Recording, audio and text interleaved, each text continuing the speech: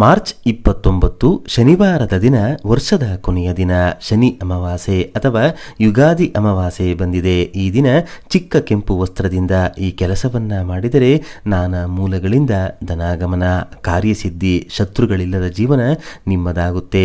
ಈ ದಿನ ಶನಿದೇವರ ಪ್ರೀತಿಗಾಗಿ ಯಾವ ಕೆಲಸಗಳನ್ನು ಮಾಡಬೇಕು, ಮನೆಯಲ್ಲಿ ಯಾವ ದೀಪವನ್ನು ಬೆಳಗಿಸಿ ದೇವರಿಗೆ ಕೈ ಮುಗಿಬೇಕಂತ ಸಂಪೂರ್ಣವಾಗಿ ತಿಳಿಸಿಕೊಡ್ತೀವಿ. ಬನ್ನಿ. ಯಾವಾಗಲಾದರೂ ಶನಿವಾರದ ದಿನ ಅಮಾವಾಸ್ಯೆ ಕೂಡಿ ಬಂದರೆ ಅದನ್ನು ಶನಿ ಅಮಾವಾಸ್ಯೆ ಎಂಬ ಹೆಸರಿನಿಂದ ಕರೆಯಲಾಗುತ್ತೆ.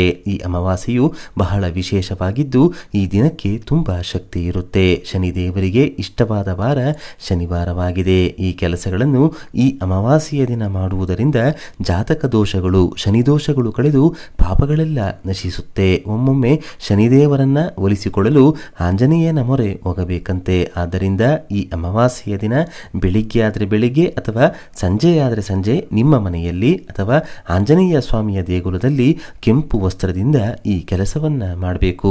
ಆಂಜನೇಯ ಸ್ವಾಮಿಯ ಫೋಟೋ ಅಥವಾ ವಿಗ್ರಹದ ಮುಂದೆ ದೀಪಗಳನ್ನು ಬೆಳಗಿಸಿ ಒಂದು ಚಿಕ್ಕ ಕೆಂಪು ಬಣ್ಣದ ವಸ್ತ್ರವನ್ನು ಇಟ್ಟು ಆ ವಸ್ತ್ರಕ್ಕೆ ಎಳ್ಳೆಣ್ಣೆ ಬೆರೆಸಿದ ಕೇಸರಿಯ ಬೊಟ್ಟನ್ನು 21 ಕಡೆ ಹಚ್ಚಬೇಕು. ಪ್ರತಿ ಬೊಟ್ಟನ್ನ ಆ ವಸ್ತ್ರಕ್ಕೆ ಇಡುವಾಗ ಶ್ರೀರಾಮ ಶ್ರೀರಾಮ ಎಂದು ಹೇಳಿಕೊಳ್ಬೇಕು. ಆಂಜನೇಯ ಸ್ವಾಮಿಯ ಪ್ರೀತಿಗಾಗಿ 3 ಅಥವಾ 5 ಸಿಹಿ ಲಡ್ಡುಗಳನ್ನು ಅಥವಾ ಬಾಳೆಹಣ್ಣುಗಳನ್ನು ಇಟ್ಟು ಕಷ್ಟಗಳೆಲ್ಲ ಕಳೆಯಬೇಕು. ಶತ್ರುಗಳ ಕಾಟ ತಪ್ಪಬೇಕು. ಹಣಕಾಸು, ಆರೋಗ್ಯ, ಕಾರ್ಯ ನಷ್ಟದಂತಹ ಕಠಿಣ ಕಷ್ಟಗಳು ಕಳೆದು ಸದಾ ನಿನ್ನ ರಕ್ಷಣೆ ನಮಗೆ ಇರಬೇಕೆಂದು ಭಕ್ತಿಯಿಂದ ಆಂಜನೇಯ ಸ್ವಾಮಿಗೆ ಬೇಡಿಕೊಳ್ಳಬೇಕು. ಪೂಜೆಯ ಬಳಿಕ ಆ ಒಂದು ಕೆಂಪು ವಸ್ತ್ರವನ್ನ ಚಿಕ್ಕದಾಗಿ ಮಡಚಿ ಸದಾ ನಿಮ್ಮ ಜೇಬಿನಲ್ಲಾಗಿರ್ಬೋದು, ಪರ್ಸ್ನಲ್ಲಾಗಿರ್ಬೋದು, ಸ್ತ್ರೀಯರಾದರೆ ನಿಮ್ಮ ಬ್ಯಾಗ್ನಲ್ಲಿ ಇಟ್ಟುಕೊಳ್ಳಬೇಕು. ಇದರಿಂದ ಎಂಥದ್ದೇ ಕಷ್ಟಗಳಿದ್ದರೂ ರಾಮಭಕ್ತ ಹನುಮನ ಶಕ್ತಿಯಿಂದ ಕಳೆಯುತ್ತೆ. ಸದಾ ಹನುಮನೇ ನಿಮ್ಮ ಜೊತೆ ಇದ್ದಾನೆ ಎಂಬ ಧೈರ್ಯ ನಿಮ್ಮಲ್ಲಿ ಮೂಡುತ್ತೆ. ಈ ವಸ್ತ್ರಕ್ಕೆ ಕೇಸರಿಯನ್ನ ಹಚ್ಚಿ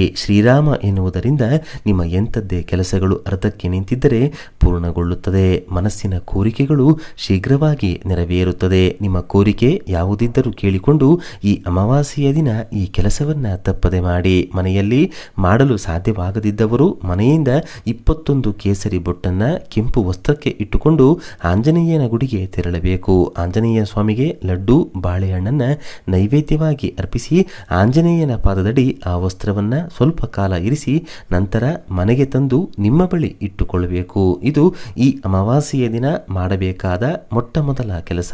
ಇನ್ನು ಎರಡನೆಯದಾಗಿ, ಹಣಕಾಸಿನ ಸಮಸ್ಯೆ ತೀರಾ ಹೆಚ್ಚಾಗಿದೆ, ಬದುಕೋದೇ ಕಷ್ಟ ಆಗೋಗಿದೆ, ಸಾಲಗಳು ತೀರ್ತಾ ಇಲ್ಲ ಎನ್ನುವವರು ನವಗ್ರಹ ದೇಗುಲಕ್ಕೆ ತೆರಳಿ ಶನಿದೇವರ ವಿಗ್ರಹಕ್ಕೆ ಪ್ರತ್ಯೇಕವಾಗಿ ಎಳನೀರಿನ ಅಭಿಷೇಕವನ್ನ ಮಾಡುತ್ತಾ ಓಂ ಶಂ ಶನೇಶ್ಚರಾಯ ನಮಃ ಎಂದು ಸಾಧ್ಯವಾದಷ್ಟು ಬಾರಿ ಹೇಳಿಕೊಳ್ಳಬೇಕು. ಇದರಿಂದ ಆರ್ಥಿಕ ಸಮಸ್ಯೆಗಳು ಬೇಗ ದೂರವಾಗುತ್ತೆ. ಎಳ್ಳೆಣ್ಣೆಯಿಂದ ಶನಿದೇವರಿಗೆ ಅಭಿಷೇಕ ಮಾಡಿದರೆ ಆರೋಗ್ಯ ಸಮಸ್ಯೆಗಳು ಶೀಘ್ರವಾಗಿ ದೂರವಾಗಿ ಆರೋಗ್ಯ ವೃದ್ಧಿಯಾಗುತ್ತೆ. ಈ ದಿನ ಶನಿದೇವರಿಗೆ 25 ಪ್ರದಕ್ಷಿಣೆಯನ್ನ ಮಾಡಿ ಮನೆಗೆ ಬನ್ನಿ. ದೇವಾಲಯದಲ್ಲಿರುವ ಅರಳಿ ವೃಕ್ಷದ ಮುಂದೆ ಈ ಶನಿ ಅಮಾವಾಸ್ಯೆಯ ದಿನ ದೀಪಕ್ಕೆ ಸಾಸಿವೆ ಎಣ್ಣೆಯನ್ನ ಹಾಕಿ 8 ಬತ್ತಿಗಳನ್ನು ಬಿಡಿಬಿಡಿಯಾಗಿ ಕೂರಿಸಿ ದೀಪಾರಾಧನೆಯನ್ನ ಮಾಡಿದರೆ ಹಂತ ಹಂತವಾಗಿ ಕಷ್ಟಗಳು ಕಳೆಯುತ್ತಾ ಬರುತ್ತೆ. ಸರ್ವ ದಾರಿದ್ರ್ಯಗಳು ದೂರವಾಗಿ ಹಣಕಾಸಿನ ಅರಿವು ಚೆನ್ನಾಗಿ ಆಗಲು, ಸಾಲಗಳು ತೀರಲು, ಕೊಟ್ಟ ಹಣ ವಾಪಸ್ ಬರಲು ಈ ದೀಪಾರಾಧನೆಯನ್ನು ಶನಿ ಅಮಾವಾಸ್ಯೆಯ ದಿನ ಮಾಡಿಕೊಳ್ಬೇಕು.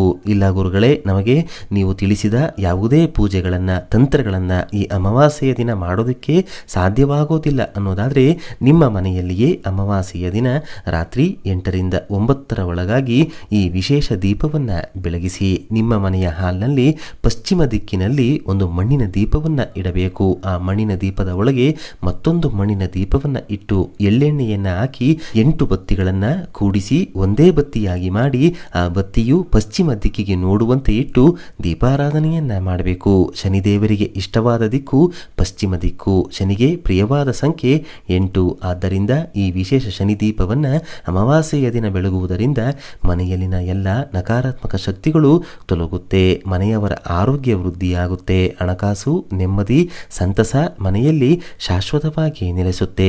ಜಾತಕ ದೋಷಗಳನ್ನು ದೂರ ಮಾಡಿ ಅದೃಷ್ಟವನ್ನ ನೀಡಿ ಸರ್ವ ವಿಧವಾದ ಶನಿ ದೋಷಗಳನ್ನ ಈ ದೀಪ ಕಳೆಯುತ್ತೆ.